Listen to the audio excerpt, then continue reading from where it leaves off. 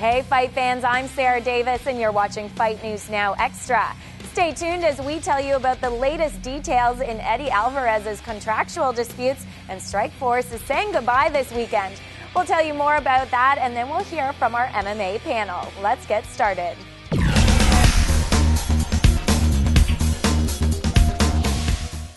Details from the UFC's offer to former Bellator champion Eddie Alvarez have emerged. They include intent for an immediate shot at the UFC's lightweight championship in March and a cut of pay-per-view profits. Alvarez's former employer, Bellator, states that they have offered him the same deal, but Alvarez and Bellator don't see eye to eye on the value of the promotion and are suing each other. Odds makers are putting Strikeforce's heavyweight Daniel Cormier at a 20-1 favorite over the Blackzilians Dion, starring at the promotion's final card this weekend. Cormier calls the odds disrespectful and thinks people are underestimating the Dutch fighter. And MMA veteran George Gorjal is also fighting on the Strikeforce card. He says that it looks like the winners from the event will go on to the UFC, while the losers will be released. He faces fellow Brazilian and newcomer Adriano Martins and plans to do anything he can to pull out the win. Those are the top newsmakers. Let's find out what our MMA panel has to say about it all. Guys, win at Strikeforce, you go on to the UFC. Lose, you're a goner. What do you think? Do you agree? I don't think that's going to be up and down a rule here on the Strikeforce card. I would say with KJ Noons and Ryan Couture, I think that is a fight where very well the loser likely doesn't get a slot. But if you're Adriano Martins and win, I don't think that means a UFC contract. Yeah, I mean, it also depends. What happens if Dan Cormier loses? You're telling me that he's going to be booted from the UFC? This guy's a very marketable guy. And you know what? Anything can happen in a fight. So for them to make these claims, I don't think it makes a whole lot of sense. Yeah, I mean, it sells the fight. It gets people excited, but I don't think that's a fact. Not that we can even watch this weekend anyway. So let's instead move over and put our legal hats on and dissect this Eddie Alvarez Bellator UFC situation.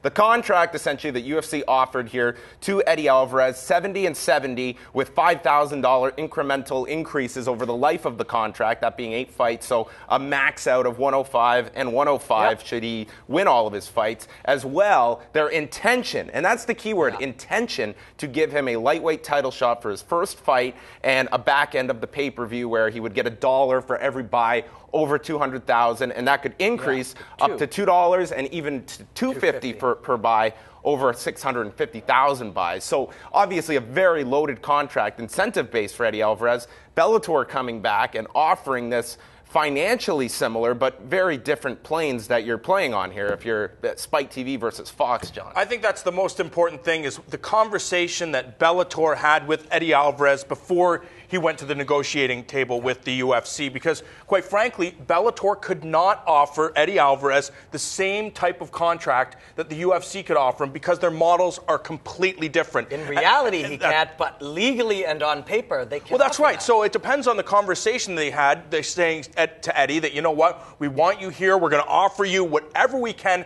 that is comparable to what the UFC could offer you. And I really feel that Bellator did their best. I can see both sides. Eddie Alvarez, he's a family man. He wants to do the best and try to get the biggest haul he can. And unfortunately, the biggest haul is not from Bellator. It is from the Ultimate Fighting Championship. Let's look at it this way. Legally, we can argue this, and I'm of the belief that if Bellator takes the contract and offers it to him the same, his argument is, well, you guys don't even have pay-per-views. How can you give us this? And theirs will be, well, legally, we're saying if and when we have a pay-per-view, we will give you that. Legally, we've matched the contract. That'll be their argument, and they might win that. But let's look at the reality of what the difference is for Eddie Alvarez. If Eddie Alvarez signs with the UFC, not only does he get all of the things that are in writing, but his first fight is on pay-per-view. It'll do 300,000 buys. That's $100,000 more he makes right there. Not to mention, when you go and you fight for a world lightweight championship on pay-per-view, on television, for the next 3 years of your life, seminars, your gym, any of these things go up 10, 15 times as much. So you've been making $30,000 a year outside of fighting. But that really is all ancillary. You can't really put that. You have to go with concrete of what you can guarantee. But that is concrete. All you have to do is go out and talk to a number of UFC fighters, and I've talked to them, and they said, unfortunately, the deal between Bellator and the UFC is you're essentially fighting the same level of fight. Dudes. You're fighting tough guys, but unfortunately, That nothing carries outside of that. You can't say that I'm a Bellator champion. I'm going to get a bunch of seminars. It just doesn't happen. Television, you're not going to get analysts. Okay, well, let's be honest, guys. This contract isn't going to come down to seminar potential. No, it's not. But we're just saying, yes, the contract argument is one argument, but the reality argument is a separate thing. What Eddie Alvarez truly gets for one to the other is different. Now, that has nothing to do with the contract, but for his life, for what he wants, obviously this UFC deal is better. But on paper and in the court of law, Bellator just offered the same thing. Now, if I am Bellator and representing Bjorn Rebney in court, I am saying that my contract here, I am matching what is guaranteed on paper here. Eddie Alvarez getting a title shot is great. We can match that as well with Michael Chandler. Eddie Alvarez doing 300,000 buys, that's a theoretical. That is not guaranteed. Whereas Bjorn Rebney can say, we will put a pay-per-view together if we have to. And if we can't guarantee Eddie Alvarez will see any of these bonuses, any of that. He could stay at 70 and 70 the whole time. His pay-per-view could not do over 250,000 buys. I think that's why Bellator will win this legal battle. And Bellator is saying, listen, the guaranteed money, we have matched that, and that is what a match.